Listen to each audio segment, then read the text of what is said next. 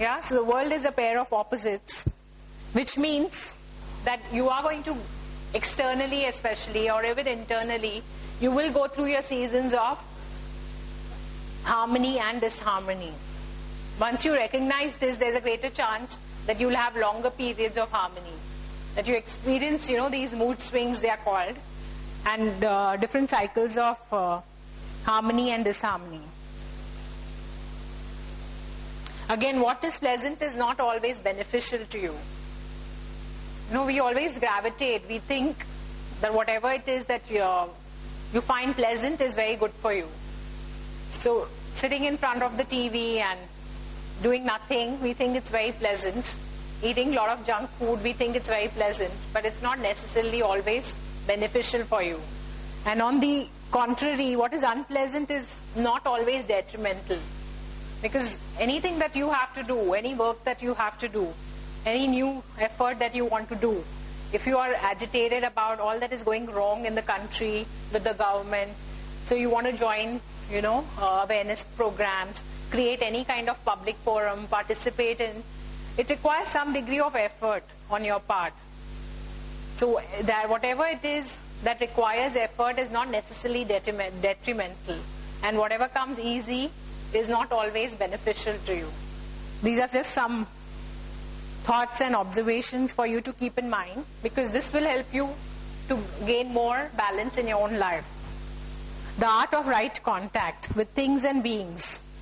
This is a very important way of functioning in the world and to gaining harmony. Because the world, as we said, these are the different things. The world is a pair of opposites. Now, if it is opposite, then how are you going to contact the world?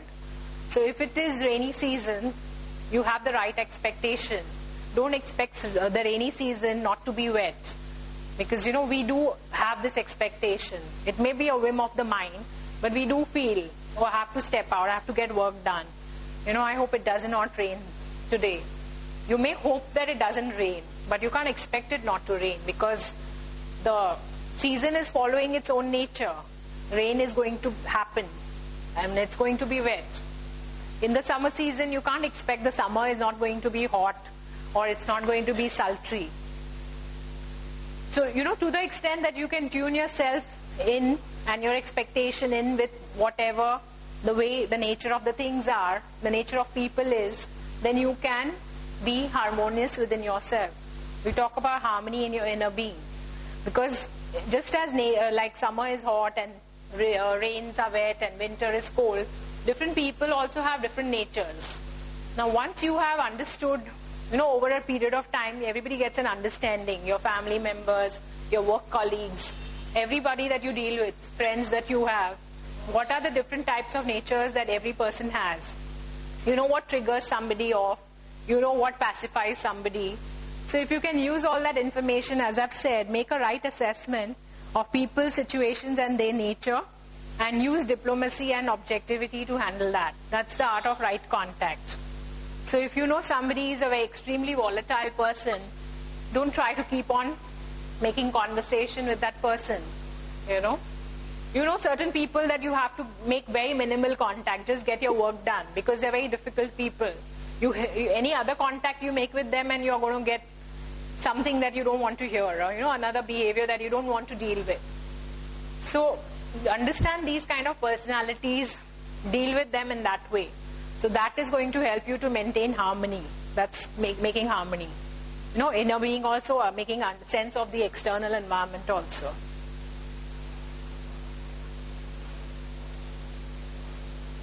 This is the last slide that I have here. Basics in harmony. Again, it's coming back to your own individual effort. What is it that you should be doing for harmonious living? It's about eating, because I said about harmony at different levels, your body, mind, intellect and spirit. I'm talking about your right attitudes and habits related to your body, mind and spirit. You have to eat right, breathe right, exercise right, because you'll find a lot of your harmony, especially in your physical system, is related to the breath that you have. And whenever you are experiencing strong emotions like anger, you will find that your breath is very suppressed. Your breathing becomes very shallow.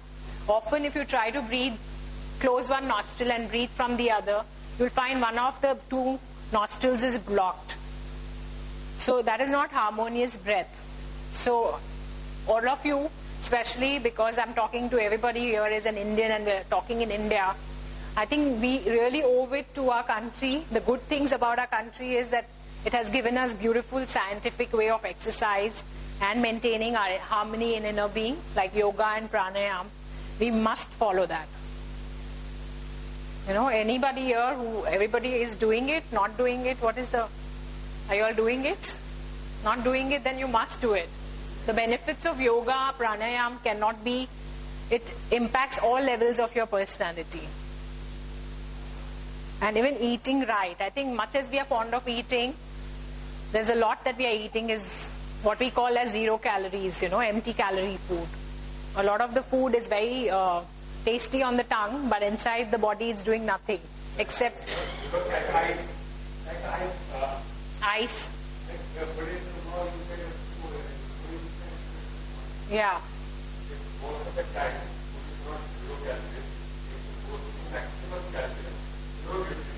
Right. 0 nutrition is the right word.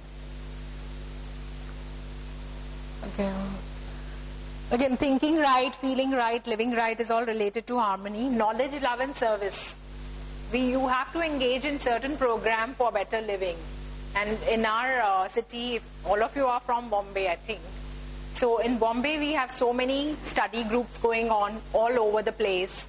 And they're not selling you religion, but they're just selling you in free, it's not even being charged, what are right ways of living. What is many of the same ideas that I have told you, they'll be telling you in a more systematic way, which is related to your own life. So please attend them, get the right knowledge, because everybody needs knowledge. Love, again, related to 3 levels of your personality. The reason there's so much conflict and lack of harmony, whether at a family level, society level, whichever work, in the work environment, there's a whole encroachment by selfishness is because erosion of love is taking place. Everywhere, relationships are becoming very transactional. I'm giving this and this person is giving this. It's becoming very money-based, commercial, and that's the reason even marriages are not surviving. Divorce rates are very high. It's really shocking to hear the statistics every day. And service. Service again is something about what is my contribution at whatever level that you are. It can be at the level of a family member. What are you contributing in terms of, not money I'm talking, but in terms of your efforts and inputs towards the family, or if you're at your workplace or whichever other roles that you're playing. So what is it that you are doing? Because everybody is very conscious of rights. But when we're talking about service, it's being conscious of your duties. So knowledge, love and service, this package, if you invest in, you are really investing in long-term harmony. Again, giving versus grabbing. It's related to service. The whole idea of giving whatever it is that you have. Giving means giving your talents to the society, whatever it is, if you are a retired, whatever you have, it's a natural cycle of life. Take, and then giving, give.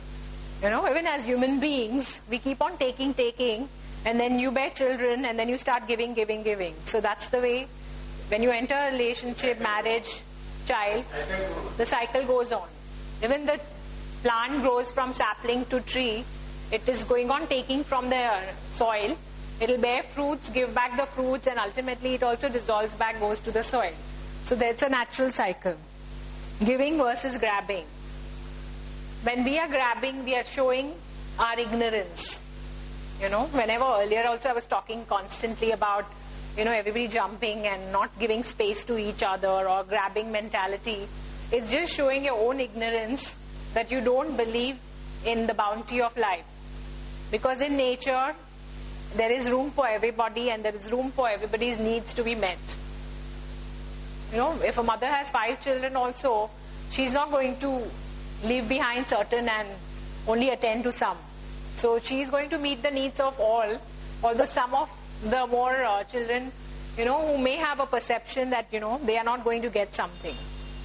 So also is nature. I'm saying, but we have developed this kind of a mindset, scarcity mindset it's called, where we feel we have to grab.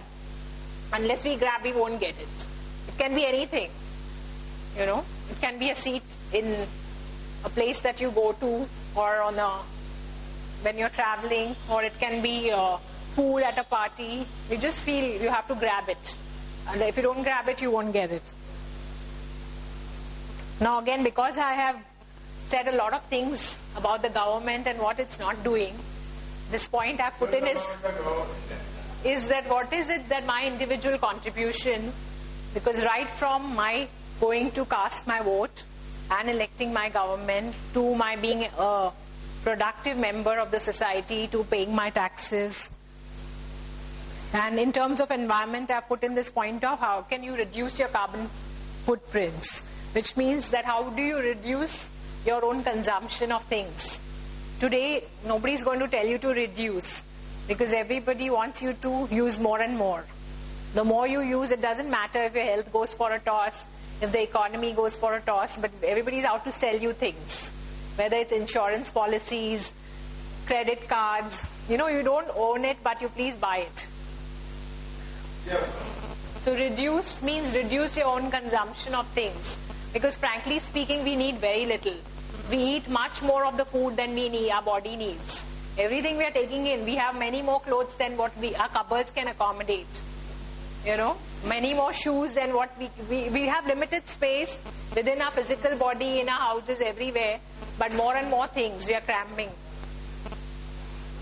Reduce, reuse. Reuse is again the whole thing about whatever can be recycled. Earlier we always, especially in India, we had this kind of frugal mindset where we believed in very simplicity and reusing things. You know, whether it's paper napkins or plastic or whatever, we'll reuse that thing. But nowadays, seeing too much of the Western this thing coming in, everybody's getting into the you throw mentality. You know, everybody wants to replace. Computer's gone old, let's replace it. You know, TV's gone old, flat TV, let's get a flat TV. Mobiles, we are replacing mobiles like this. So because when you keep on replacing things, what is happening is you're not being considerate about the garbage that is being created. And e-waste is a big concern.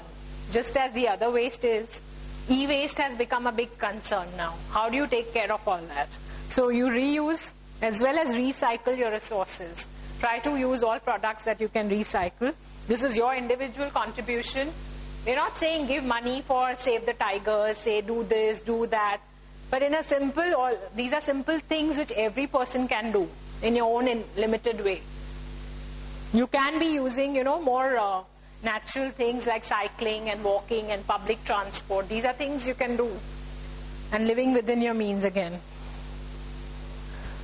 Again, in harmony, the last point that I put in there is fitting in is not always the answer.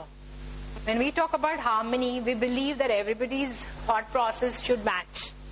Everybody should fit in to a common mindset. But that I'm not talking is harmony.